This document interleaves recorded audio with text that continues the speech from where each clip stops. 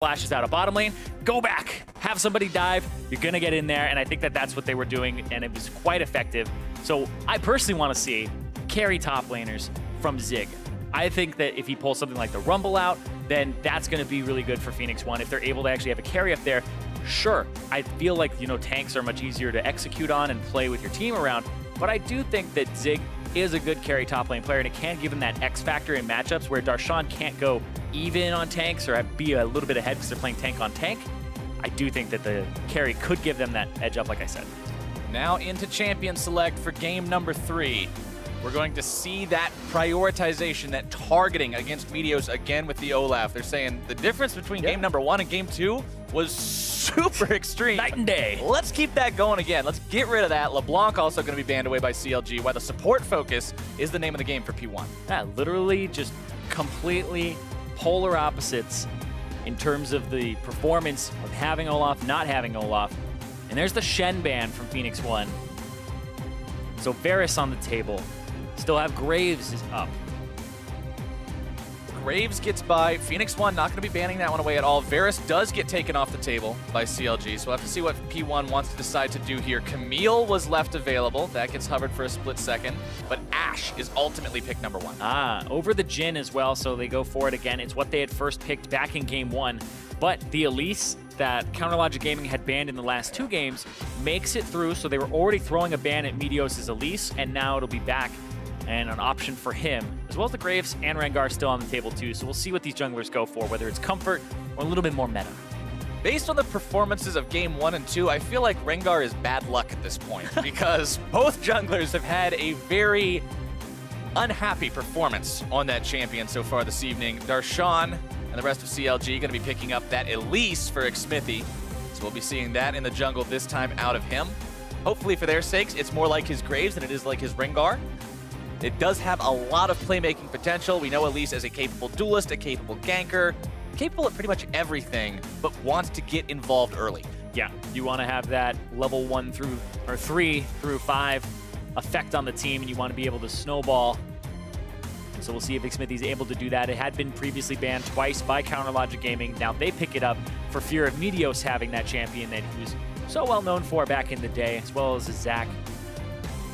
Will it be the Rengar? It is the Rengar over the Graves here for Meteos. Okay. Gonna be picking that one up, deciding to try it again, saying, look, game 2, we got all the bad stuff out of the way. That was the one where the bad Rengar stuff happens. Now we've got nothing but good Rengar stuff coming down the pipe for Meteos in game number 3. He will be up against an Ezreal. So a bit of a slippery target to have to assassinate. It's hard to get onto. You would expect the Jhin to come through, but since there's been buffs to fervor of battle by about 2 seconds in the duration of the stacks, Ezreal, people who are Ezreal players really like playing Ezreal now because he feels a bit better than the Warlords users. Granted, he doesn't build lethality, but he's still very safe. Backline poke, and if they don't have a tank on Phoenix1's side to soak up those Mystic shots, it becomes a really big deal. The poke can be so very effective. It's like you see Varus piercing arrows just absolutely shred people, and obviously a Mystic shot is not going to be as strong as a piercing arrow, but it's also coming through a lot more frequently. He can apply them pretty much at his leisure. We'll have to see if he's able to dial those in as the game goes on. Nami going to be picked up as the support for Phoenix1, and the response from CLG is going to be Braum. Yeah, I'm noticing Aphromoo is going a little bit more for counters here as much as he can. The Bard into the... Oh, wow, the Talon, that's... Okay. Took me back there. CounterLogic Gaming banned Talon. CounterLogic! Away from Zig and Ryu. It is a flex pick. Can be played top, can be played mid. I'll go back to what I was saying about Aphromoo. Bard with Ignite for the Soraka, but also in this matchup, also the Bard was also for ulting the Jhin, making sure he can't use it, use the Curtain Call. And here, it's for blocking the wave. It's for blocking and making sure that they can't engage as readily as they'd like to on Phoenix1's side. You can also get in the way of arrows very easily, too.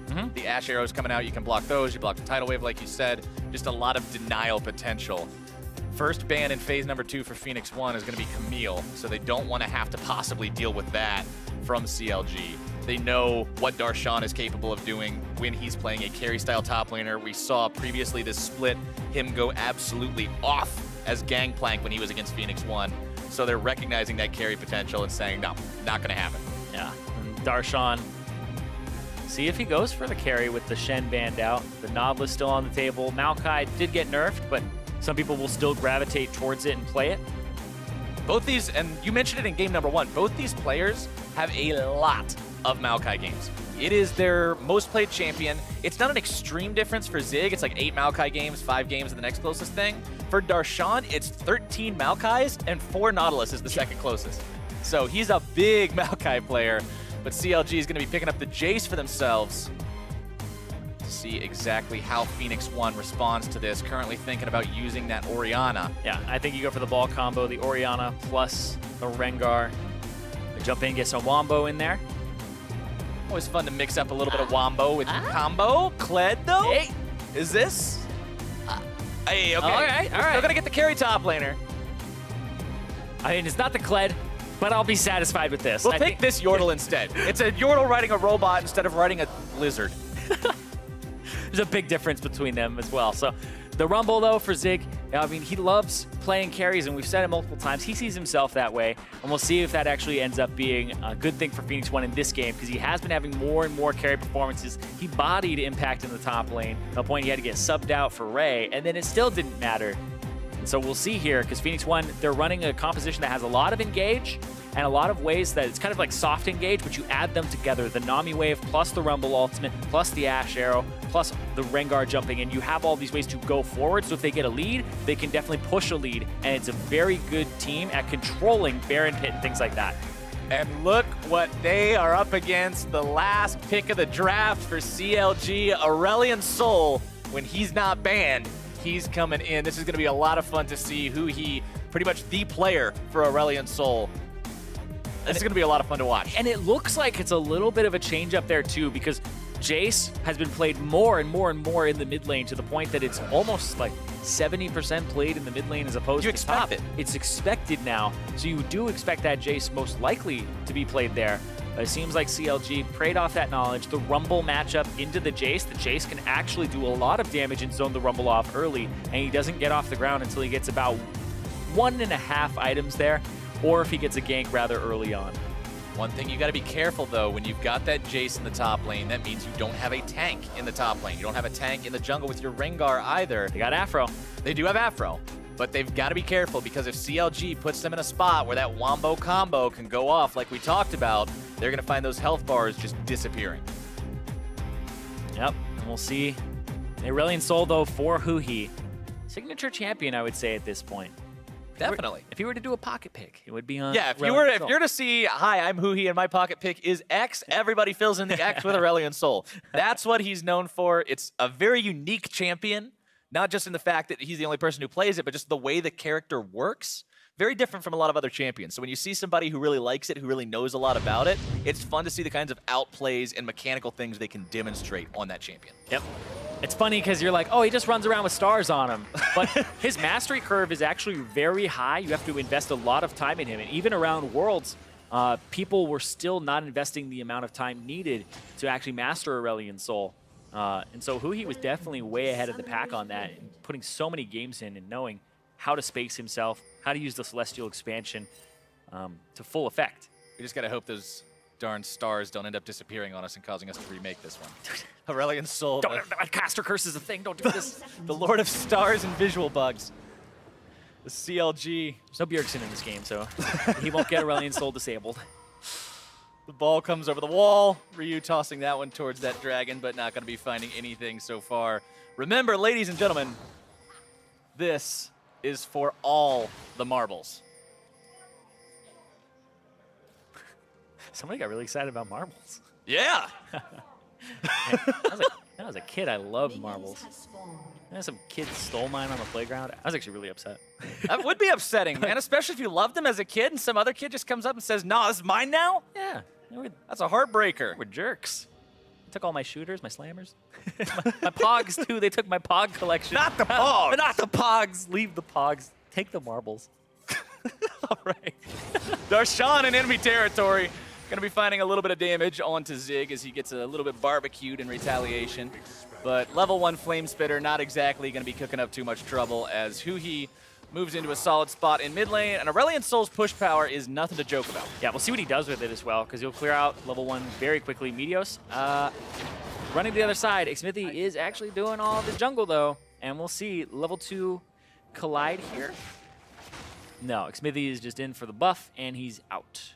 So it doesn't affect Rengar too heavily due to the fact that he's not mana-based. Right. But cooldown reduction is always nice. It's also nice to just get the golden experience from getting the buff as well. It sets you behind a little bit, not being able to have that as Huhi and Ryu. No. Just kind of going back and forth here. Like we already mentioned, Huhi's wave control potential on Aurelion Sol very early. You can shove it up, make Orianna just kind of stay on the back foot. Yep, and because he dips in and out of brush, it's like, we don't know where he is. He could be anywhere. And so the bottom lane, you see Adrian's like, I got to back up, because he could be coming down, and then immediately he shows himself mid, and then they'll start pushing up again. It's this fog of war game that you can play really early on with Aurelion Sol. And hey, sees the blue buff is still up.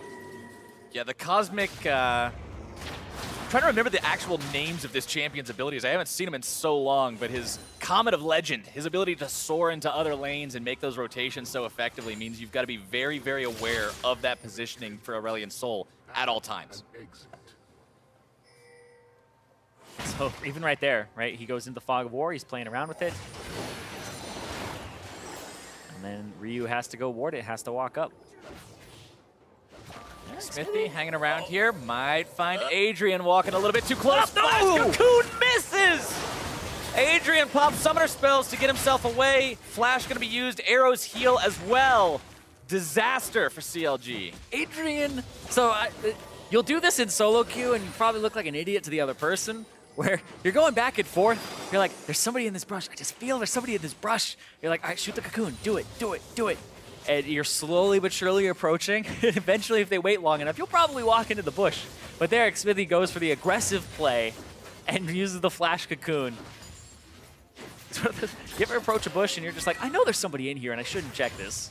My mind's telling me no, but my body, yeah, my body is telling me yes. Darshan's actually losing that trade. Zig about to have his cooldowns back a little bit sooner than Darshan. Gets the flash. Flash away from Darshan. Look at that. Be big. Darshan can't really find anything in retaliation either, so kind of drops the gate off to the side of himself. Yeah, I think what happened there is the cooldown for QE is a little different than 2Q cooldowns early on. So he Q'd and then he clicked back and E'd then, just slightly off. Because normally you'll hit EQ in one direction, and if your E is like a half second off of cooldown, it'll then come up afterwards if you're hitting that key too much. So a little bit off there, but that's going to cost him in that lane, and it's a lane that he is up against cloth and potions. So Zig, oh wow, going after Huhi here, and there's Meteos. Huhi Ward it and jump. Flash over the wall. Meteos not going to be able to jump over the wall. The ward is not there. Huhi gets himself out, but it's at the cost of both summoner spells, which means he's likely a target for a repeat visit from Meteos sometime in the near future. Yeah, Ghost of course does have a pretty low cooldown. And we'll see if he's able to actually do anything with it. But hold on, look at this. Huhi comes back into lane to try and shove it up. Make sure that Ryu doesn't get a good back or it freezes. Xmithie in the area to cover. And so now he actually has a better back timer than Ryu does. So easy to just push that wave up, expand the stars, wear them all down with a couple of those ticks, and get that wave where you need it to be. Xmithie paying a visit towards the top part of the map right now. Not really seeing any opportunity to get anything done up here. Just hanging around in case Meteos decided that he wanted to make some kind of a move onto Darshan, who does not have a flash after that little bit of a problem in his 1v1 versus Zig. Meteos is now down on the bottom part of the map, still farming towards that level 6, like you talked about last game. Very important for Rengar. You want to hit it as soon as you can. And speaking of level 6, Zig just hits his, and Darshan is honestly in threat of being killed at almost all times now because he doesn't have flash, he doesn't have a way to get off of the equalizer, and the Rumble will jump straight at him. So if Darshan puts himself in a position where he could just be equalized and destroyed, and that's what Zig is looking for here, he'll put himself in heat range, I assume. Yep, and all the way into full OP. Yeah. Just wants I was to like, he's not burn gonna this away. He's going to go for the push and try to force Darshan to have a bad back, miss some CS. And so Darshan is going to have to stay around longer. And that's kind of like, we talk about back timers, we're like, oh, it's a bad back. It's because the other guy gets back to lane about 8 seconds faster than you do. Zig heading on his way back up towards top side now, decides to go back to base and grab an extra control ward before he does it. We talked about the importance of vision already, but it can't be understated. Words win games. Having the ability to know what's going on and see things just a couple of seconds before you otherwise would can be all the difference. Yeah, and we see some Elises go for Moby boots first to roam around, get the cocoon, get into lane, and get a kill. Xmithie's not having that early pressure. Xmithie's 2 levels down, by the way. Meteos is crushing him in the jungle right now. I assume Xmithie will get close to 5, if not 5 off of this. And if not, it's scary. There we go. 5 for him. So he's a level down. He's a full level down. It's a level 6, and he's going for Huhi here. Pop the ulti. Shockwave going to be used. Huhi having to walk away from this one. Meteos in hot pursuit. Remember, no summoner spells for this dragon, and Meteos grabs first blood. First blood again for Meteos. Now he's going to run into the jungle and try to find out where Xmithie is. I think he just saw that die, so yes, he does know that Xmithie was right there, and now Xmithie's on top side. So he's free to clear the bottom side, look for wards here, and get control. Good play from Ryu and Meteos, taking advantage of the lack of summoner spells. You can see the ghost back up now for Huhi, so it was just a little bit off. Yep, because they saw Xmithie go to the top side. It's time to look for an Ashe arrow. What is he doing? Meteos getting himself in a pretty sketchy spot. TP is going to be used by both top laners. Did they go through or did they cancel? Oh. Biggs is going to be canceled, but Darshan goes ahead and completes his into the bottom part of the map. We'll have to see if he can get anything out of this. Otherwise, it's just going to be a lot of lost CS. The funny thing is they actually get something out of it, and it's called the enemy blue buff. And it's weird that they get it out, but hold on. They're going to try to stun Ryu, and then Darshan's right there.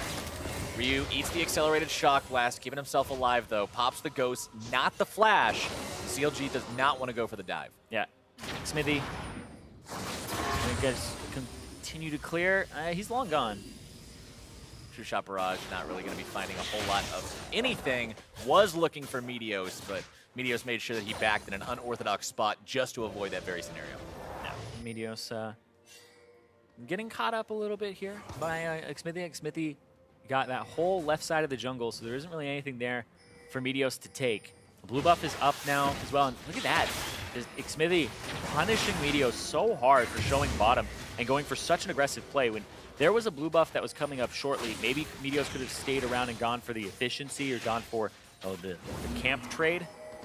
But they tried to go for a bottom lane play. He almost got punished with the stun. And Darshan's on the top side of this. He gets a shock blast on. We'll see. Oh, there comes your shockwave. CLG looking to make some kind of a counterattack, but they won't be going any further. Oh, Ryu holds them all off. Oh, he found him. Darshan going to be finding each other. He's overheated, and that burn is extreme. He gets flash again. The heat wearing away. Darshan does have the ability to get out of this one potentially. Equalizer still going to be landing. Meteos looking to make the move. Flashes over the wall, finds the jump. And Ziggs grabbing kill number 2 for Phoenix1. Meteos with a flash over the wall into the jump there. You can still jump out a half second and after you come out of that. And look at that, hitting Huhi, but not hitting Huhi. Hits Aphro, but it doesn't matter. Huhi getting himself away for now. The exhaust going to be used onto Zig. Ryu grabbing the kill on Aphro. Huhi trying to keep himself alive. Both summoner spells expended.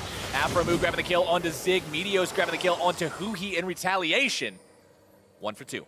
Explosive game so far, though. They ended up just kind of doing nothing for a little bit, trading back and forth, waiting for level 6s. The junglers finally caught up. Xmithie got up there. Then it's time for action. They go after Ryu. Great flash in the mid lane to avoid being killed, and then that made Darshan overextend. It's the right play for him to go and try to look for those kills, but then Zig was there. Zig with the perfect answer, the pickup there. Now he has both spell penetration items, and this was the continuation of the dive after Darshan had died. Zig and Meteos were both on the back left side in the northern part of the map. Zig has turret aggro again, and I think he lost 80% of his health to turret shots. I believe so. He tried to go back through the turret, and I believe the Deathfire touch from the Rumble had actually redrawn aggro to him. Never lucky. Yeah, the way that it works now, ever since the change in the preseason, is that the turret call for help, even if the enemy isn't in range of the turret that you're hitting, then it'll still target the person who's dealing damage to them. More shockwaves onto Huhi. Ryu is just using this non-stop, and it's working. Xmithie shows up only to find the cocoon onto the enemy caster minion, and Ryu just feels very in control. Yeah. A lot of people were trying to find counters to Aurelion Sol for the longest time. Orianna, Echo popped up as one as well that people were trying out. Hold on, Zig, though, doesn't have ulti for a few seconds. There we go. Yeah, up now.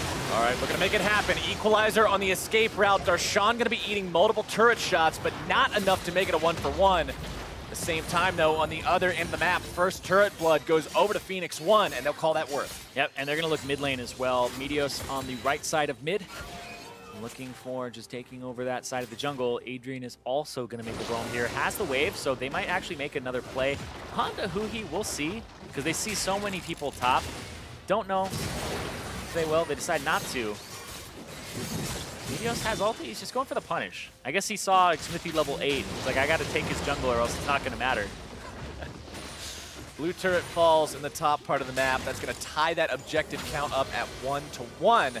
The first Drake this time around, I knew we couldn't get all 3 games in a row of Infernal as #1. It's just Cloud, so you're going to see a lot less prioritization of that. We saw like an 8-minute, 9-minute one previously, and now it's Cloud Drake.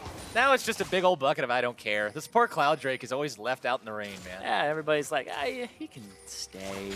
I'll just let him. It's a he's harmless. Species, just leave right? him. Just leave him there. Still a 1,500 gold lead for Phoenix1. 4-2 in terms of kills. They've got kills on the Rengar, kills on the Orianna, kills on the Rumble. Some real significant damage threats coming out from these guys. And it's very worrying when you've got something like a Rumble and an Orianna and a Rengar going into the mid game. They hide so much. P1 hides so much. And like you're saying, it's scary. And there they go. There comes the fear itself. Aphromoo trying to get himself away, but it's not going to be doing anything. The arrow going to be going a little bit wide right. They don't make it a double, but they at least get somebody, and the trap succeeds. Yeah, they just use the CS as a bait all the time, and they've done this again and again and again. And it seems like Arrow, Meteos, and Adrian are the ones who are doing it most often. Arrow is just popping out of vision and throwing Enchanted Crystal Arrow out. Looking for Ryu. Xmithie and Huhi want to make the play. Ryu's going to be stunned up into Chain CC. Voice of Light decrees his death, and Huhi's going to grab kill #3 for his team. Hey, they got the Cloud Drake, though. Yep, they got it. They picked it up there, but they're losing their top side of the map. Zig was running through the jungle, so that Darshan now has priority on this. Higher up in levels at the moment. Completes his Maw of Malmortia so he can continue to duel. Do a little bit better in this matchup. Xmithie hanging around in the jungle, got Aphromoo with him there as well. Just in case Zig tries to go a little bit crazy in the 1v1, they'd be there. This blue buff is just counter logic gaming. So it doesn't even belong to P1. It shouldn't even be on their side of the map. It's just been taken every single time, even the first one. Yeah, P1's been 3 buffed all game. Yep. That's 3 of their blue buffs gone over. It's all of them so far to counter logic gaming. They've been doing a good job controlling that top side buff, but it's not like Meteos needed it in the beginning of the game. But Ryu would like it right about. Yeah, it helps control Ryu a little bit. Yeah. Puts a constraint on him, not allowing him to do that non-stop spam. CLG looking for Huhi. Kind of a defense. 2-man stun coming out from Huhi. Trying to find more damage onto these valuable targets. Not going to be making it happen just yet. Zig makes his way into the fight with the TP. Equalizer available means CLG does not want to fight in these small corridors. And so they're looking for the engage. There's the arrow. Arrow comes out, finds its way onto Aphromoo. There comes so much wombo with the combo. Zig grabbing the kill onto that one. Huhi going to be forced to flash away from the bubble. Accelerated shock blast finding its way onto Meteos. The Spiderling and the Mystic Shot take him very, very low, but he's not dead yet. And Phoenix1 make a 1-for-0. This is legitimately 5 ultimates to kill Aphromoo. Like, they wanted him dead. Yeah. Like, why pull punches? It was like, Aphromoo's gonna die or Darshan's gonna die. And Aphromoo took the bullet for him. Very good stuff from Phoenix1, showing the power of the team working together like that. Stixxay now looking to make the moves onto Arrow. Darshan and Huhi want him too, and Stixxay grabs a kill credit. The Voice of Light would have been cutting him off no matter what. And now the push comes for CLG here in the mid lane, looking to take down this tier 1, get themselves an objective advantage in that department if they can. Adrian going to be tossing some bubbles at these guys, but to no avail. There comes your Cocoon, here comes the Winter's Bite. Adrian hangs around too long, and he's going to be punished for it. Yeah, when you use 5 ultimates to catch out a support, the enemy team now has pressure. It's a gigantic vacuum where they still have their Voice of Light. They have ways to actually catch you out. Aphromoo still has the ultimate to jump in. Huhi got caught backing right there a little bit, but no real punish. Just a little bit of damage from the Orianna and a delayed back timer. Yeah. And so Arrow, he's a little bit too far forward here. And then they Shock Blast, get him. Huhi's in, Voice of Light gets the kill there. And then they're ending up getting the turret. Ryu is bottom, and he's the primary source of wave clear here. The Ashe ends up a little bit too far forward, clearing the wave when it's equalized. And then Xmithie went just with the cocoon. Nothing fancy, no flashes or anything. Goes straight in onto Adrian and gets the kill. They should not have been there. I was going to talk about how Arrow has actually been playing really well on this Ashe. I love how he's dipping out into Fog of War and throwing the arrow and having somebody sweep the area to make sure that there's nobody that could possibly see him throwing it. And he's doing a good job of setting up the picks. But right there, that's just him being too far forward. Hextech GLP now completed on Super Soaker. Aurelion Sol. Yeah, an item that you don't normally see a ton of, but on Aurelion Sol, it's going to be giving him that much extra burst. He's going to be in your face anyway, most likely. It's the kind of core build item for him. It keeps people at the right distance. It'll slow them down, keep them inside of your W. And it has all the stats you need. It's actually not too much worse than a fully stacked Rod of Ages. Some instant gratification, some instant stats for you. Everything else in this game pretty much par for the course. The Leandry's on the Rumble, the Warrior on the Rengar, going for that Black Cleaver next, wanting to make sure he gets down that additional armor penetration onto whichever target he jumps into. Also going to be helping out Arrow with that. Mana Moon stacking up for Ezreal. Stixxay currently has that at about 530 out of 750, so it's going to be done in the first half of the 20-minute area of that clock, so he'll have the Mermana done at that point. He can do that much more damage with that bonus passive. Until then, they got to keep waiting on as the fight breaks down. Still looking to make something happen. Stixxay grabbing the kill onto Meteos. Arrow backing himself away. There comes the damage. Accelerated Shock Blast finds that one. Aphromoo having to jump back. Huhi still wants more. Equalizer comes down from a long way away, grabbing the kill onto Aphromoo. Xmithie may be in some trouble here. Electro Harpoons and fires over the wall. Ryu grabbing the kill onto him. 2 for 2 when the dust settles. That's how you do it. When Spider's up against the wall, you just burn him. You throw an Orianna ball at him too, apparently. Kill the fire. But that ends up being rather good for CLG when they get pressure, but it does end up being a rather equal trade across the board. Yeah, it looks like they're trying the same old. They're trying to catch people out, and Aphromoo, he's just baiting here. Meteos comes too close. That's just one of the reasons that they really love having. Ooh, nice repel there. Shockwave actually hits nobody, and they love having this Aurelion Sol because Huhi can join these fights so quickly with his E. And Aphromoo gets picked up. And Xmithie gets picked up. And he's up against the wall. It takes them a little while, but they get him. Cook him. It was a 2 for 2. 8-7 game. The damage in that last team fight, a lot from Orianna. It's a missed Shockwave. A missed Shockwave. And a surprisingly low 78 from Rengar. Really surprising? Not the most damage in the world. A little bit more work. Hey, when the Nami does more. If he keeps that up, he's almost up to 25% of the damage that Nami did. Ah, what a god. The junglers, though, it's not all about them this game so far. Right. We talked about it. That's very different. The carry top laners came back in, and that play was started mostly off the back of the fact that CLG, they knew they could take it with Huhi coming in and roaming a little bit faster. Also, Darshan was going to get there quicker, too. Zig didn't have teleport. He was up on the top side of the map. Counterlogic Gaming are playing the macro game quite well. And now they're actually playing around the Infernal Drake. Ryu wouldn't be close to this, and Zig really want to set this up. Zig walks just a little bit too close.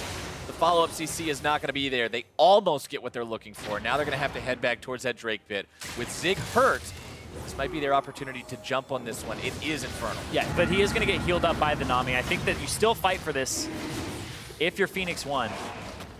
P1's got the tools to make one hell of a team fight come out. Meteos jumping in on top of his opponents, finding a little bit of damage there onto Darshan. Yep, it's the ball delivery now on cooldown. The ultimate from Meteos. Try to get mid-pressure. Meteos eats a cocoon, but it's not really going to do a whole lot of anything. Adrian's heals doing a great job keeping P1 topped off.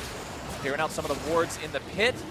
Now they've gained control over the area. CLG are the ones who have to respond to this. True Shot Barrage doesn't find anything at all.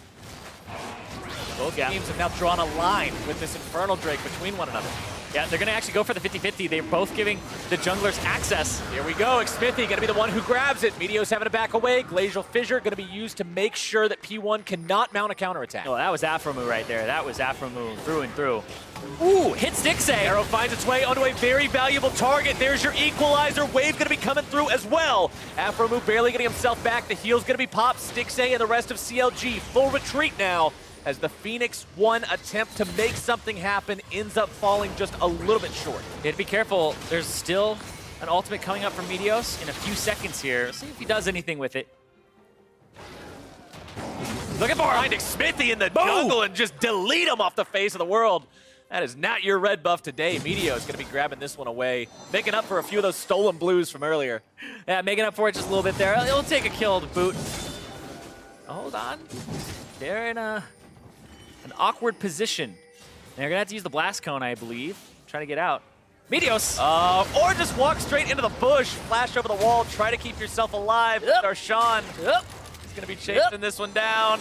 The Nami heal, trying to get Meteos out of there. Accelerated There's still shock a turret. blast, There's not still going to a find the turret. mark, but the tier 1's still there. Meteos has no choice but to turn around and try to fight it. Exhaust going to be used, but Stixxay is too close, and they can't find the damage.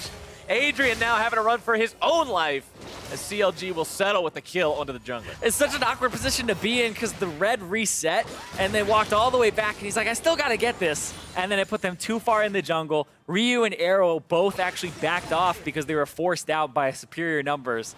And then the blast cone apparently wasn't an option for him.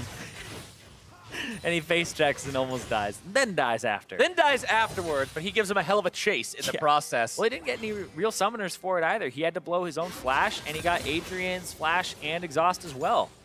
Yeah, they spent a lot of summoners trying to get Meteos out of that trouble, and ultimately it doesn't pay off, so really sad investment. It's not good for Phoenix1, as they're now going to have to play around not having those available here until those cooldowns come back up again. And with the game only being 1,500 gold apart, with it being so potentially swingy off the back of one really good or really bad fight for either side, you've got to take every single consideration into account, because one wrong move could be the game. Yeah, absolutely. And it's hitting that point where the Baron definitely on the table. With the carry top lanes, that means the Baron can go down very quickly, too. It's not like you've got something like a Maokai or a Shen in there doing almost no damage to it. You got a Rumble, you got a Jayce, you've got these champions that can take that down effectively. Also makes it really risky to do as well for both teams. Aphromoo would want to zone, and he did a beautiful job, by the way, of zoning on the Infernal Drake. His ultimate, his Glacial Fissure, was perfect. It was exactly what they needed, and I assume the communication was burst it now, and he used it diagonally towards Meteos, the only person who could possibly steal it, with his smite against Xmithie, and zoned him out of the fight, not just with a knockup, but also with what would be a slow afterwards, too.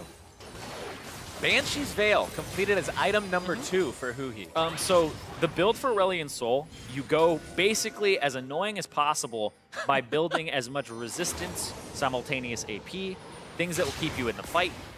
And so I believe almost every item that he will build will have HP on it.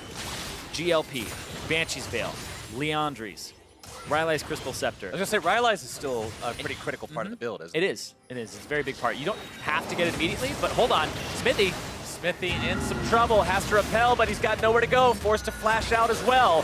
Huhi going to be soaking some damage over the wall too, very, very low, both of these champions. Phoenix1 looking to make more happen here if they can, but it doesn't look like they're going to find that opportunity. Meteos pops the ultimate, still looking to close in on Huhi if he can. The pings are there, but Meteos is not going to be there in time. Instead, just backs himself away. Yeah, Ryu got poked out and had to actually go to the top side of the map, clear out that wave. Let's take care of that and go back. But yeah, the Aurelion Sol build that we were talking about, it's pretty much all HP items and mixture of AP and resistances, because your whole job is to just stay alive, and the longer you're alive, the longer you have your stars out. And the stars don't need to do more damage if you're still alive and just hitting everybody with them. Right, you're not going to get a lot of revolutions of the stars if you go in and die in a second and a half. Exactly, so the build has been adjusted for that. It also makes it so that your mistakes aren't as hard punished, right? Of course, it goes without saying that the tankier you are, the more mistakes you can make by not dying immediately. Right. So when you just position or misposition for a quick second, sometimes it'll cost you your life, but if the build is like this, There's more leeway. It takes more seconds. Yes! More than 1 second to pop you is generally preferable to the alternative. Leandri's Torment and Void Staff both completed onto Zig's Rumble, working on the Zhonya's Hourglass next. He's got a lot of penetration for all this damage. So he'll get through that Banshee's Veil, he'll get through that Maw of Malmortius, and he's still going to pack one hell of a punch in these team fights with a lot of AoE. And the same can be said for the Orianna. A Void Staff of his own has been completed for a while now. Needlessly large rod in the inventory means he's just stacking that much more raw AP. And that's what they need. They need to be able to find somebody with these as P1 looking to make their move if they can. The arrow comes out, but it's not going to collide onto anyone. Even if it would have hit Huhi, the Banshee's Veil would have blocked it. Very useful against that spell. Yep. Meteos, though, trying to jump onto Xmithie. And now they're in a point now for Phoenix1 that their bottom turret's going down to a Jayce. This is the Jayce split push dream. He has teleport. He'll get here. He'll get this turret. They have to start off the Baron, try to force something out of Darshan like a teleport. They have to threaten this. This is the macro play from P1. But if it doesn't work out, they lose mid priority, they lose bottom priority, and they're going for Aphro. Could be very bad. Aphromoo looking to jump over the wall, pops the flash, doesn't even bother with the jump, plays it safe. But they don't get the TP out of Darshan. Darshan is now onto the turret bottom. This is the macro play failure here. Ryu Almost getting himself popped, gets back in time. Redemption going to be used, comes out, hits onto CLG members. Huhi forced to flash away as Darshan is just dismantling things bottom lane. They have left him there way too long. Yeah, that was the gamble from P1. They said, we're going to start up the Baron because we can't get rid of this Darshan on the bottom side. Jayce takes 2 turrets, gets the inhibitor. Mid lane was shoved in by Stixxay, and now the Infernal Drake on the table as well for CLG. And Phoenix1 do not have an equalizer, so they will most likely not try to go for this fight. Great macro level outplay from CLG. Just out-rotating and out-thinking and out-maneuvering their opponents. Yeah, they were down about 2,000 gold, a little bit more a few minutes ago. And now they've just kind of slowly climbed their way back into this game. They slowed it down. Oh, this is risky. There's some backs. Darshan is backing. Meteos, not tanky though. Yeah, Meteos does not have the tank ability to do this. He's all glass. We've seen some tankier types of Rengars. We've seen Deadman's Plate. That's not going to be it. Huhi's stunned up. The bubble comes in. The follow-up CC is down. Shockwave finding its way onto Aphromoo. Huhi's still barely alive. A killing spree for Zig. Darshan comes in behind these guys, but he's not able to find anything just yet. P1 is still moving as a unit. They've got a 5 versus 4 for the next 25 seconds. I don't know if they'll be able to use this, though. They got the TP out of Darshan, which is kind of what they want more than anything else. So now they have TP advantage on P1 side. Pressure on Counter Logic Gaming to play around Baron. And now Zig can go bottom, know that he's not matched by Darshan. And Darshan is probably going to have to actually group up and try to force something with CLG to get Zig to answer. Zig happy to stay in the bottom lane for now. His team's still only down about 700 gold, so couldn't ask for a much closer match 30 minutes in. And considering neither Game 1 or Game 2 even made it this far, Game 3 is easily the closest one of the season. You're right. I almost spit out my water. Yeah, we can't compare the score now to the score at this point in the first couple of games because it didn't exist. That's true. It was just completely dominant performances. It was not a 10-8 in kills. It was not a 2-5 in turrets for CLG. CLG definitely up there. That means there's more comparable in a lot of metrics. There's a lot of standing gold on this map. If P1 gets the opportunity to take down some of those CLG turrets, they're going to find themselves building a lead very rapidly.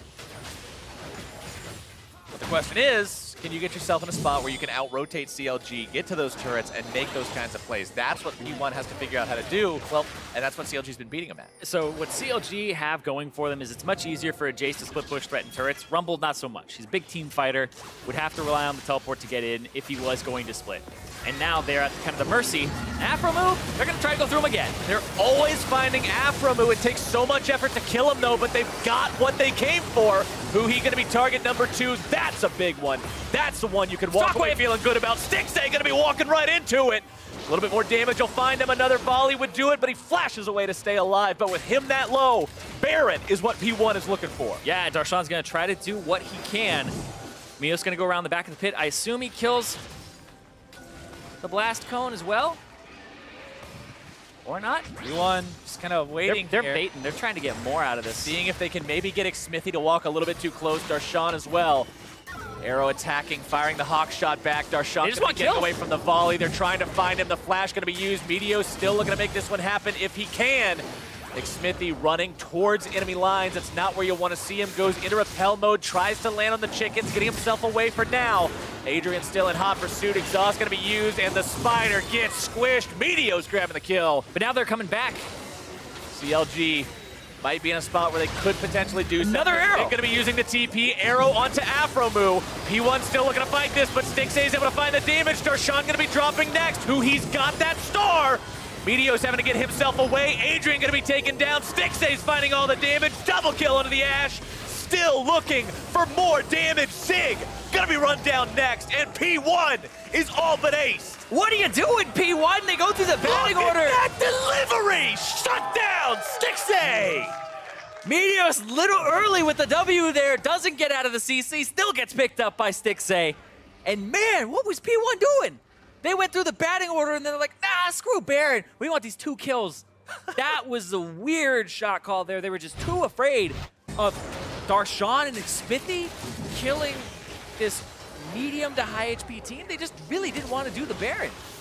They had blue buff on Ryu. He had the resources to deal damage. They just don't have a tank, and I guess that's what's scaring P1 off of doing the Baron.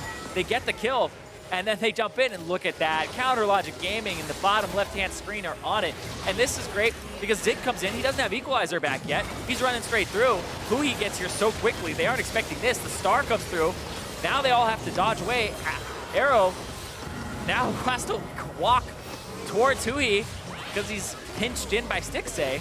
And now Huhi with the Ghost, able to chase them down, keep his distance. And this is so perfect right here. This star gets out of range of him at just the right time. Cool guys don't look at explosions. No, they just pass it off, give Stixxay the kill, and walk away. That was so well done by CLG. They got the Baron, like you just mentioned. While we were watching the replay, CLG was able to pick it up. So now with a 2K gold lead, and off the back of that awesome fight, they're in the driver's seat. Yep, and the Rylai's Crystal Scepter completed for Huhi. So now, very tanky, a lot of damage here, but Stixxay picked up a lot of those kills. 6-0-3, has been playing so well. We're talking about him and Arrow, number 1 and 2 for AD carries statistically right now. And we'll see if he finds that consistent stride for him, because Stixxay, I mean, he had a crazy performance at the Mid-Season Invitational last year, and then it was just inconsistency back and forth. He's hit a bit of a stride this split. Question is, can he keep it up? Seems to be on one in this game right now. Xmithie going to be taken low. Repels up to stay alive, but his Guardian Angel is going to be popped. He's in a spot where his team can protect him for now, but Meteos is able to grab the burst. There comes the damage over the wall. Shockwave, one of the carries. Stixxay and Darshan able to grab the kill onto Meteos. Zig to the side. Stixxay cashing in again. Aphromoo going to be killed by Arrow, who's now stunned up. The damage comes through, but he's not going to be going down. Huhi commits suicide. Darshan's looking for more. Arrow's going to be killed. One left on both sides. The showdown that may decide the fight. Stixxay looking to back away with the Baron-empowered recall. Arcane Shift over the wall.